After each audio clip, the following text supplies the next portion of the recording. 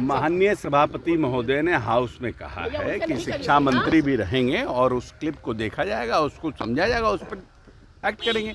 तो अब सभापति को निर्णय करने दीजिए। विधान परिषद में ये प्रश्न उठाया गया था, सभापति ने उस पर कहा है, संज्ञान लिया है। के पाठक की ईमानदारी पर भी सवाल खड़े हो रहे हैं। नीतीश कुमार ने कल कहा कि वो ईमानदार है, आप मानते हैं कि वो ईमानदार है? लेकिन देखिए, मैं ये मानता हूँ कि के पाठक जी ने शिक्षा के जो इतना बजट जो हमारा खर्च हो रहा है शिक्षा पर, उसके लिए उन्होंने प्रयास किया है।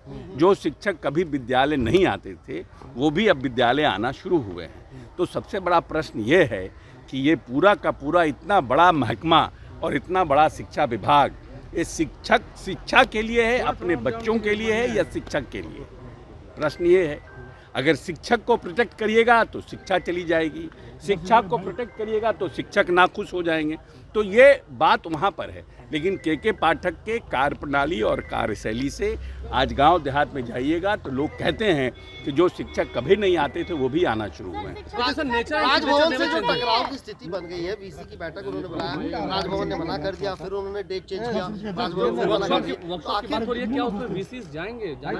नहीं, देखिए ऐसा है ना कि दो बात है। शिक्षा विभाग उच्च शिक्षा में, हायर एजुकेशन में, यूनिवर्सिटीज़ में महामहिम राज्यपाल सर्वोपरि एडमिनिस्ट्रेटिव पॉइंट ऑफ व्यू से अंतिम निर्णय महामहिम राज्यपाल का है। इसमें कहीं कोई कंट्रोवर्सी नहीं है। लेकिन क्योंकि राज्य सरकार यूनिवर्सिटीज़ को फंडिंग करती है, राज्य सरकार शिक्षकों को वेतनमान देती है, वेतन देती है।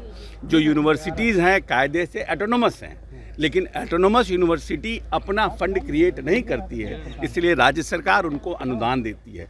इसलिए राज्य सरकार को भी अपने हिसाब से यूनिवर्सिटीज़ के वाइस चांसलर्स को बुला करके एकेडमिक कैलेंडर, शिक्षा पर क्या क्या हो रहा है, इसकी जानकारी प्राप्त करने का अधिकार है। सर, एक सवाल है,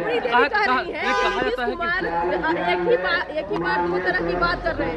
कभी शिक्षकों को लेकर के वो टाइमिंग का बात करते हैं, तो कभी उन्हीं के जो अधिकारी हैं वो इस बात से इनकार कर रहे हैं। ये किस तरीके का खेल नीतीश कुमार खेल रहे हैं, नहीं समझ में आ रहा है। हम इस प्रश्न का हम समझ ही नहीं पा रहे हैं कि क्या जानना, राबड़ी देवी जानना क्या चाह रही हैं। हम तो कह रहे हैं कि यहाँ पर सवाल सिर्फ दो बात का है, शिक्षा के लिए शिक्षा विभाग है या शिक्षक के लिए शिक्षा विभाग है। एक सवाल ये है, नेचर नहीं बदलता है, सिग्नेचर नहीं बदलता। नहीं, ठीक है, नेचर के साथ कैसे चलेगा? नहीं, ठीक है। मान लीजिए कि उनका व्यवहार उतना सौम्य नहीं है, कार्यप्रणाली उतनी में सौम्यता नहीं है। बहुत पदाधिकारियों में अपना अपना काम करने का हर व्यक्ति का स्टाइल होता है।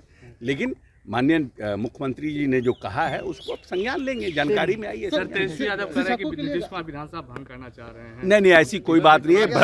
ये भ्रम पैदा करने का और भ्रम फैलाने का कोशिश किया जा रहा है। हमारे पार्टी का स्टैंड पहले से था कि वन नेशन वन इलेक्शन में कि लोकसभा और विधानसभा के चुनाव साथ हों। माननीय पूर्व राष्ट्रपति रामनाथ कोविंद जी ने एक बैठक बुलाई थी जिसमें पॉलिटिकल पार्टियों को बुलाया गया था, जिसमें हमारे पार्टी के लोग भी गए थे, जिसमें हमारे पूर्व राष्ट्रीय अध्यक्ष ललन सिंह जी और संजय झा जी उस मीटिंग में गए थे और उन्होंने पार्टी का पक्ष अपना रखा है। लेकिन ये सब निर्णय होते होते बहुत समय लगेगा, इसलिए उसको दूसरे तरह से दुष्प्रचार किया जा रहा है। पार्टी का कोई विधानसभा और लोकसभा, अभी के समय में विधानसभा और लोकसभा का कहीं कोई विधानसभा का अर्ली कराने की कोई संभावना नहीं।